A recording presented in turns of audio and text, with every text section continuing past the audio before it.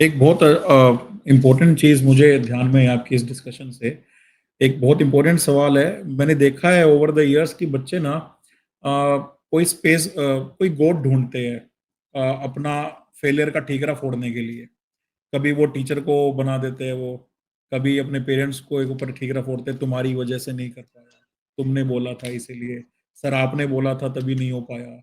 कुछ ना कुछ मतलब वो सराउंडिंग सिचुएशंस के ऊपर ब्लेम करते रहते हैं, है ना? खुद के ऊपर रिस्पॉन्सिबिलिटी नहीं लेते, खुद डिसीजन नहीं ले पाते। तो जैसे आपने कहा कि कहीं न कहीं आपकी जर्नी में आप एक डिसीजन मेकर रहे हो।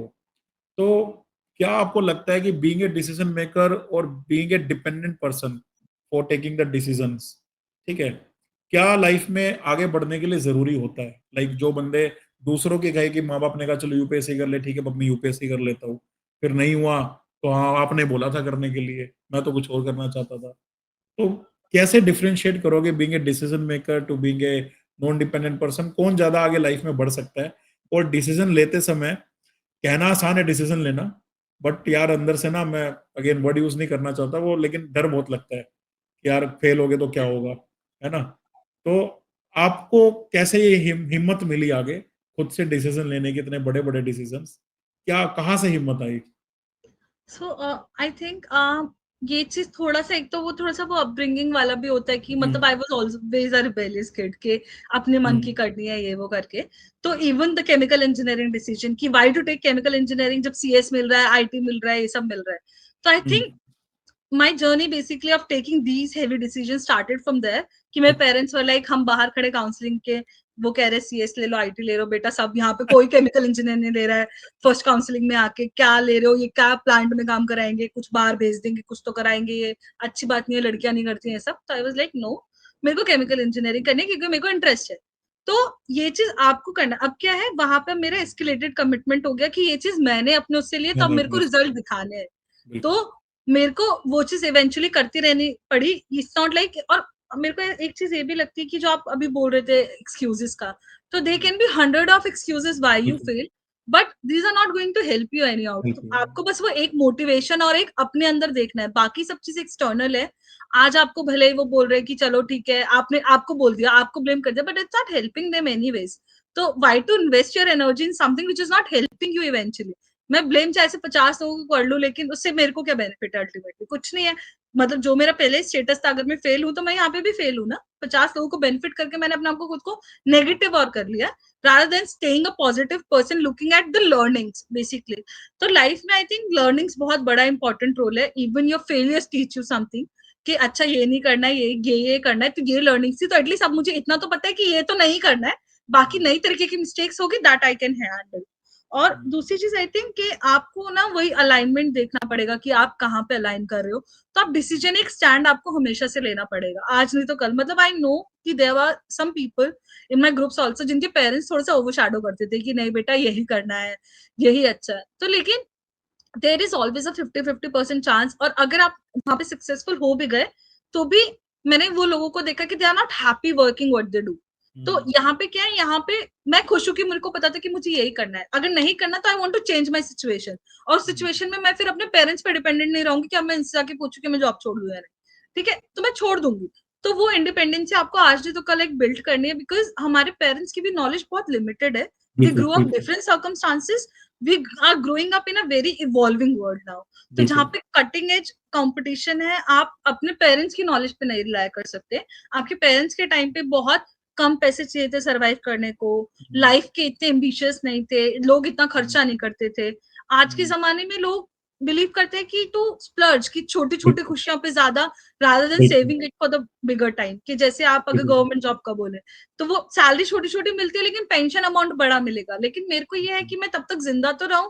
सही आज की बात, जो चीजें, क्लाइमेट एनवायरनमेंट देख के मैं शायद से इतने साल जिंदा भी नहीं रहूंगी पेंशन एंजॉय हुँ, करने के लिए। तो मैं को आज ज्यादा सैलरी दे दो rather than giving me the pension. तो हुँ, ये सब चीजें जनरेशनल गैप है जो कि रहेगा रहेगा। अब ये हुँ, आपको ऐसे नहीं बोलूंगी कि आज जाओ और घर पे बोल दो आपने जो बोला मैं वो कुछ नहीं कर रहा, सही नहीं। बात, सही बात, एक बार आप जाओ, थोड़ा थोड़ा उनको भी समझाओ, they are also growing up with you, they are also adapting with you. तो जैसे मैं भी अपनी मम्मी को आज भी समझा, इवन मेरी मम्मी आज भी मुझसे पूछती क्या जॉब है, क्या काम है, ज्यादा तो नहीं है। तो उनको मेरे को समझाना पड़ता है कि अगर मुझे कोई कितना पैसे दे रहा है तो I need to justify that सही बात यू नो इवेंचुअली, कि सही ऐसे बात नहीं कि कोई भी आके मुझे इतना पैसे कुछ भी दे जाएगा। इवन इन गवर्नमेंट जॉब अगर वो उतना पैसा दे रहे तो यू हैव टू जस्टिफाई कि आप काम कर रहे हो थोड़ा बहुत भी। तो वो चीज रहेगी और your parents will learn with you, लेकिन आपको उनको समझाना पड़ेगा आज नहीं तो कल, और वो जितना बेबी स्टेप्स ले लेके स्टार्ट करोगे it will help you only. तो वो चीज मैं बोलूंगी कि मतलब आपके पेरेंट्स को भी वो थोड़ा मौका दो, थोड़े ऐसे मतलब आज अगर वो प्राइवेट जॉब से ओके नहीं है तो उनको दिखाओ कि दोनों का कंपैरिजन एक क्लियरली दिखाओ, ये चीजें ये चीज है, मेरे को जो मेरे लिए इंपॉर्टेंट है वो ये फैक्टर्स है जो कि यहाँ पे ज्यादा ओवर पावर कर रहे हैं एज कम्पेयर टू दिस। उनको भी आराम से बैठ के समझाओ, क्योंकि वो भी नहीं जानती कुछ भी चीज, उनके लिए भी इक्वली न्यू, इवन और ज्यादा रिस्की और है। ठीक है, दे बिल्कुल want you to be safe, they are thinking what is best for you, they are thinking in your best interest only.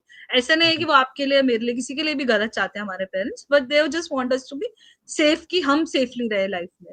May be because of their experience, जो जैसा भी रहा हो उस टाइम पे था कि लोगों को ज्यादा सिक्योरिटी प्रेफर थी, बट आज के जमाने में लोगों को ज्यादा इमीडिएट सेटिस्फैक्शन प्रेफर है कि अगर मेरे को आज ज्यादा सैलरी मिल गया, आज मैं ज्यादा इन्वेस्टमेंट कर लिया, आज मैं बाली या फुकट घूमने चले गया, तो which is I think somehow is not possible in some of the jobs or some of the careers option that we have.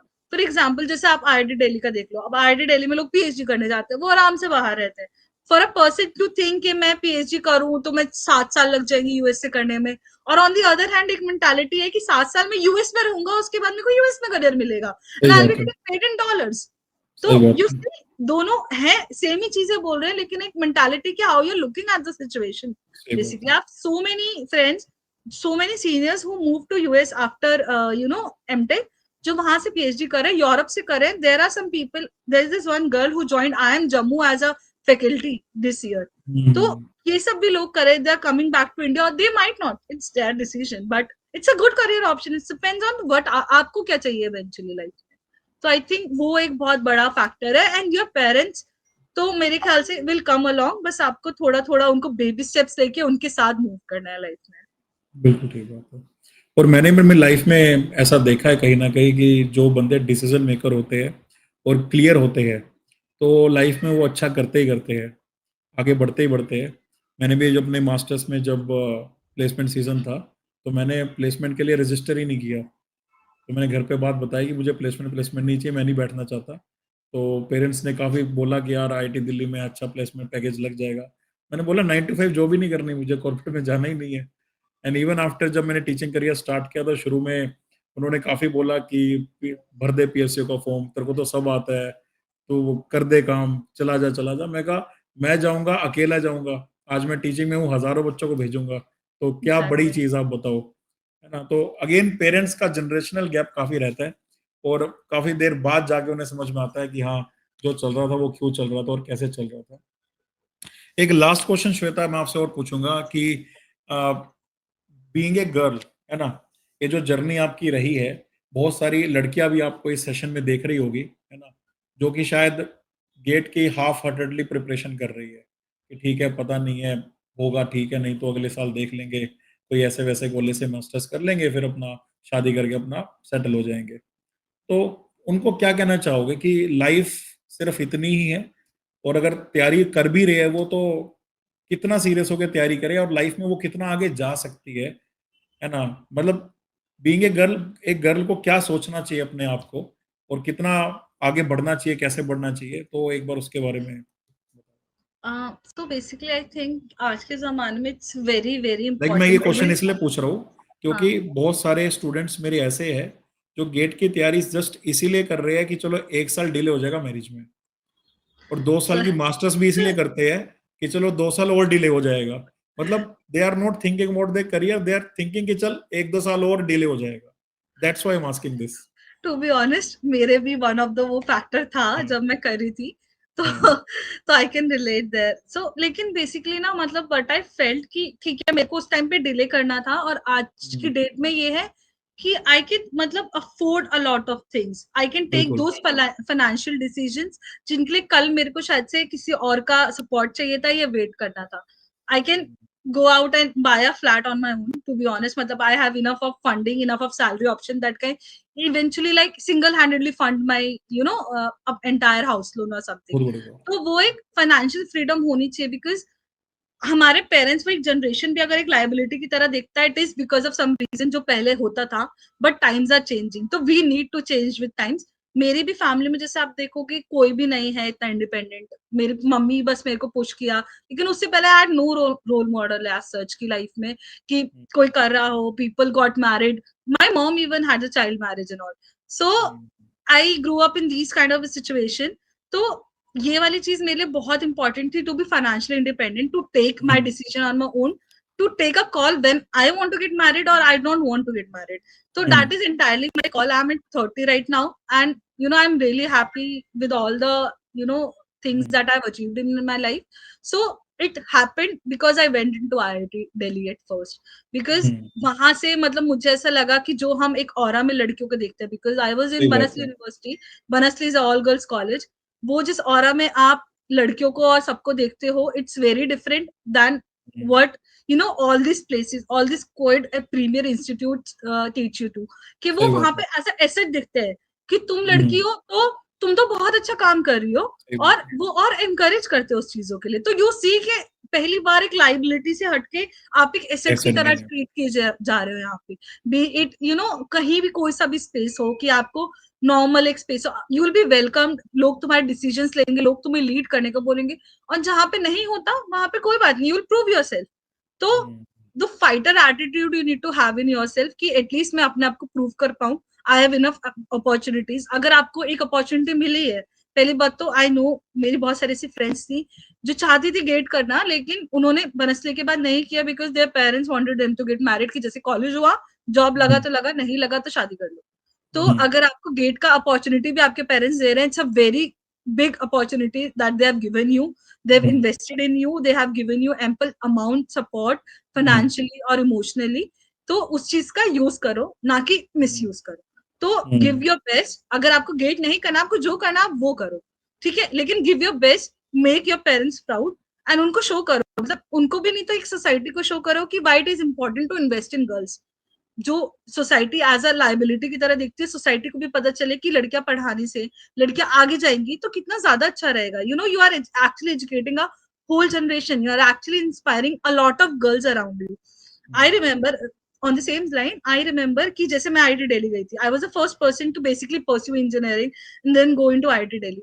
आज मेरी cousin है जो कि बीटेक करी IIT रुड़की से, she got inspired and she last year she joined IIT Roorkee. So this is the impact that I have created. So वो आज भी मुझे कहती कि दीदी आप अगर नहीं होते तो शायद से मुझे आईआईटी के बारे में पता ही नहीं चलता, और मेरे पापा तो मेरे को पुश ही नहीं करते। तो उसके पापा ने पुश किया, हम सब लोगों ने पुश किया, तो she is in Roorkee right now. तो वो कोई भी हो सकता है, it could be a younger sibling और it could be people around you जो तुमको देख के इंस्पायर हो। तो if you have that capacity, that capability, then please do that, do inspire people. And इसके बाद चीजें इजी होती चली जाएंगी once you have the right skill set and right knowledge. तो ऐसा नहीं है कि क्या शादी के बाद आप क्या करेंगे, आप बैठेंगे वो खाना वाना बनाएंगे, that is not the ultimate गोल।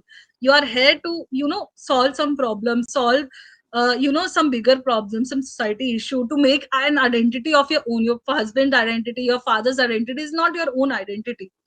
तो वो चीज पे आप एक बिगर गोल की तरह करो। एंड ऐसा मतलब ये चीज मेरी मम्मी मुझे बोलती थी कि अगर आपको इतना फ्रीडम मिल रहा है तो डोंट मिसयूज इट इन अ वे कि लोग उसको एज अ इनहिबिटिंग फैक्टर देखने लगे कि लड़कियों को नहीं पढ़ाना चाहिए बिकॉज ऑफ दिस रीजन। तो हमेशा ऐसा कुछ करो लाइफ में कि लोग एग्जाम्पल दे कि अगर लड़कियों को पढ़ाओगे तो ऐसा ऐसा कुछ करके दिखाएंगी। तो be that example in your society, in your community basically. बहुत बढ़िया, बहुत बढ़िया। सो ऑल द गर्ल्स, आपको एक अपॉर्चुनिटी मिली है, make the most of it, because आज अगर इसका बेस्ट यूज आप करोगे तो यू डोंट नो कि कल को शायद आपको देश चलाने का मौका मिले, यू नेवर नो। तो आगे बढ़ते रहो, है ना। और लाइफ में अगेन प्लानिंग करना जरूरी है, बट इतना भी नहीं कि प्रेजेंट ही भूल जाओ। प्रेजेंट में सक्सेस करना ज्यादा जरूरी है। तो आज अगर हार्डवर्क करोगे, उसके फल भी आपको आज मिलेगा डेफिनेटली। और इकोनॉमिक्स भी यही बोलती है टाइम वैल्यू ऑफ मनी से, कि आज से 10 साल बाद जो कमाओगे उसकी वैल्यू तो वैसे ही कम हो जानी है। तो आज ही अपना बेस्ट दो, आज ही अपना बेस्ट एफर्ट करो, बेस्ट लाइफ जियो, बेस्ट अर्निंग करो, बेस्ट स्पेंडिंग करो, because present is very very important. So thank you Shweta, thank you for this amazing session. और बहुत सारे बच्चों को बहुत सारी हेल्प मिली होगी इस सेशन से, I am sure, very sure. और काफ़ी ज़्यादा चीज़ें आज बच्चों के लिए सॉर्ट हुई होगी। और हमने वेरियस टॉपिक्स पे डिस्कशन किया, तो अलग अलग लाइन की नॉलेज जो बच्चों को आज मिली है, एंड डेफिनेटली उसके लिए thank you from all the students, and thank you from my side also for giving your time and giving your valuable experience and sharing your experience to all the students. Thank you so much sir. आपके शायद से मतलब I just hope कि I am able to inspire and maybe motivate some of the kids around through you basically. So I just hope कि I had the kind of sessions that you are holding right now. अगर मेरे time पे होता तो शायद से मुझे इतने सारे लोगों के पास जाके इतने सारे लोगों को परेशान करने की जरूरत ना पड़ती। But I am really happy that you are doing that. It's really incredible कि आप मतलब गेट कोचिंग करने के बाद भी आप बाकी सारे ऑप्शंस के बारे में भी लोगों को अवेयर कर रहे हो, so that people do not restrict themselves in one direction. That's really incredible. Thank you so much. Thank you Shweta, and आगे भी फ्यूचर में